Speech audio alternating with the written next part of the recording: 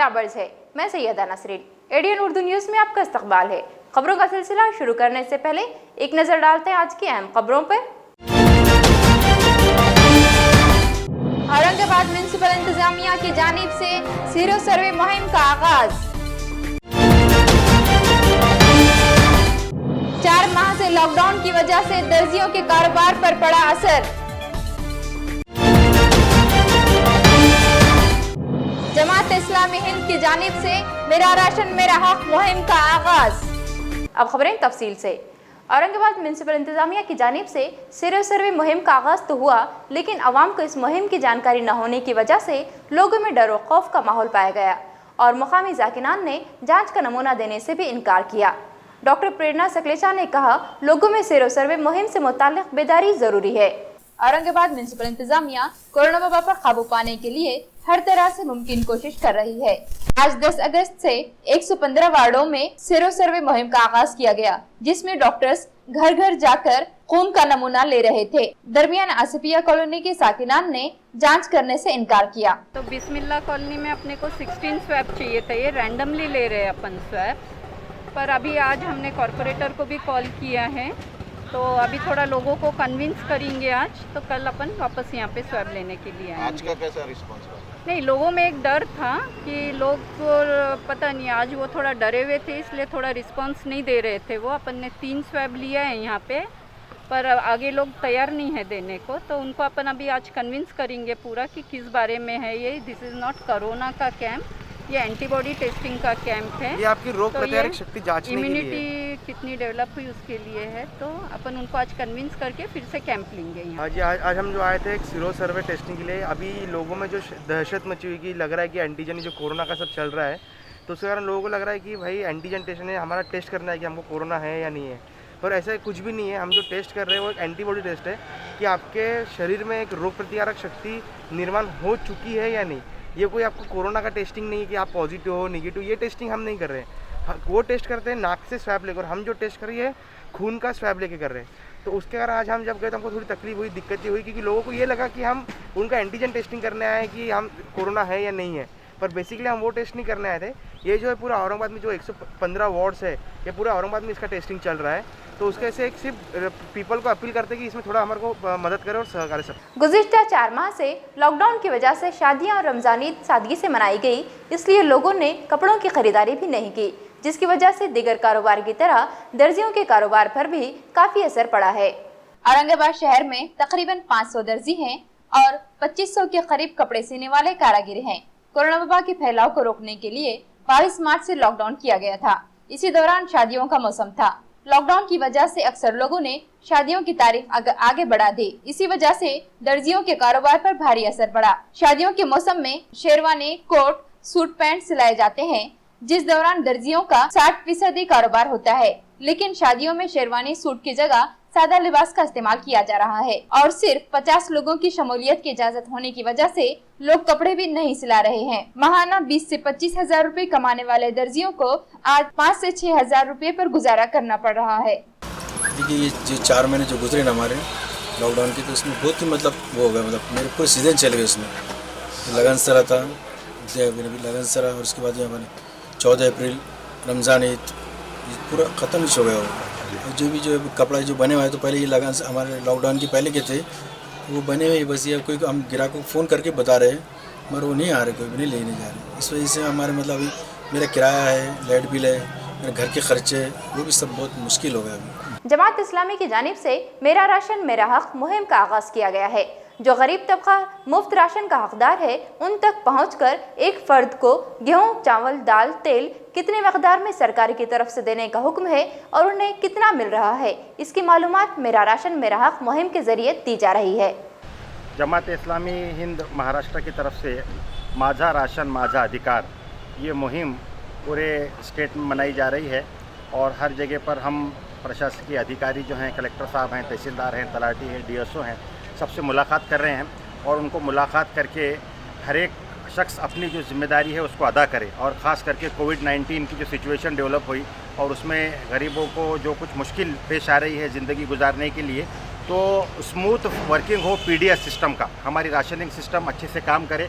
तो इसके लिए हम ऑफिसर से ये कह रहे हैं कि साहब हम आपको सहकार्य भी देंगे, और अगर कुछ ऐसे कंप्लेंट्स वगैरह आते हैं भ्रष्टाचार के इसके, तो इसको भी आपको एड्रेस करना पड़ेगा। तो उसी सिलसिले में हम आज यहाँ पर मुलाकात के लिए आए हैं, और ये पूरे महाराष्ट्र के अंदर ये मुहिम जारी है। इसका जो दूसरा पॉइंट ऑफ वो है वो कि हम जो दुकानदार हैं उनसे भी मुलाकात कर रहे हैं, और जो मुख्तलिफ कंप्लेंट्स है वो कंप्लेंट्स भी वहाँ पर लिख रहे हैं, और बाज़ाब्ता ये कंप्लेंट्स सब पूरे एक जगह करके उसको स्टेट लेवल तक के उसको हम लॉन्च करेंगे, परसुएशन करेंगे।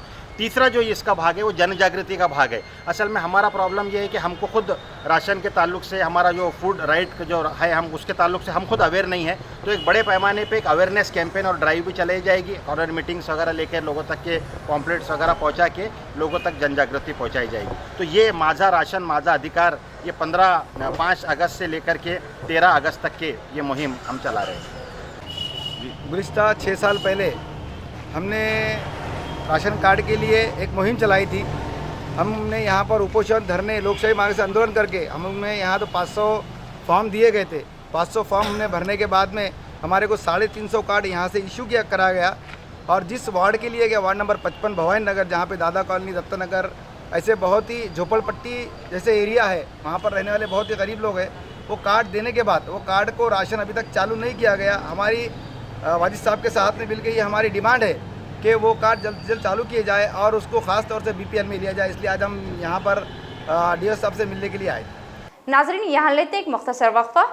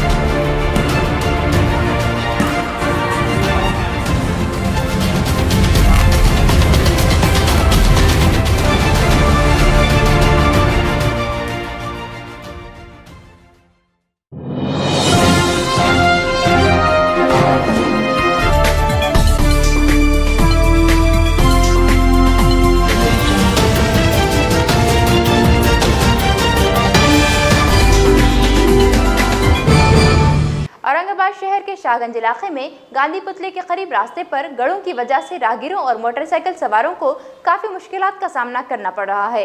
इस इलाके के ताजिरों और साकिनान ने ये रास्ता जल्द से जल्द दुरुस्त करने की मांग की। औरंगाबाद शहर का शाहगंज इलाका गंजान आबादी वाला इलाका है। इस इलाके में कपड़ों की दुकानें, किराना दुकान, हाथ गाड़ी वाले, छोटे व्यापारियों की दुकानें हैं। यहाँ खरीदारों की काफी भीड़ रहती है। गांधी पुतले के करीब सड़क के हालात खराब होने की वजह से अक्सर गाड़ी स्लिप होना और छोटे छोटे हादसे पेश आते हैं, और राहगीरों को बड़ी कसरत करना पड़ती है। इसलिए वहां के ताजिरों और मुकामी साकिनान ने रास्ता दुरुस्त करने की म्युनिसिपल इंतजामिया से मांग की। एकदम सेंट्रल है ना, ये एकदम गाड़ियों को नुकसान हो रहा, आने जाने वालों को तकलीफ हो रही, ट्रैफिक जाम हो रही और परेशानी हो रही, पानी जमा जा रहा था। जिला कलेक्टर उदय चौधरी की सदारत में कोविड-19 वबा पर काबू पाने के लिए किए गए लॉकडाउन में बंद रखे गए कारोबार और मजहबी मुकामात, होटल्स, मॉल्स को शुरू करने से मुतालिक मीटिंग ली गई। औरंगाबाद शहर में कोरोना वबा पर काबू पाने के लिए मजहबी मुकामात, होटल्स को सरकार की तरफ से बंद रखने का हुक्म जारी किया गया था। औरंगाबाद के मेंबर ऑफ पार्लियामेंट, रुकन असेंबली और दीगर ओहदेदारान ने कलेक्टर के साथ तबादला ख्याल किया और तमाम मजहबी मुकामात को खोला जाए और होटल, मॉल्स को भी खुला रखने की इजाजत दी जाए। इस मौजू पर बात हुई। आज की मीटिंग में सभी लोक प्रतिनिधियों की एक मांग थी कि कई दिनों से जैसे होटल को परमिशन मिली है, उसी तरीके से रेस्टोरेंट, क्योंकि रेस्टोरेंट में करीबन 50,000 लोग काम करते हैं। सब रेस्टोरेंट में कुक रहता है, स्टीवर्ड रहता है, वेटर रहता है, ऐसे सब पकड़े तो गांव में के सारे रेस्टोरेंट पकड़ के इन लोगों की आज सभी लोग ये बेकार है। तो इसके लिए जल्दी से जल्दी जैसा होटल जो लॉजिंग के होटल को 33% में परमिशन मिली है, उसी तरह रेस्टोरेंट को मिलनी चाहिए, ऐसी एक मांग थी।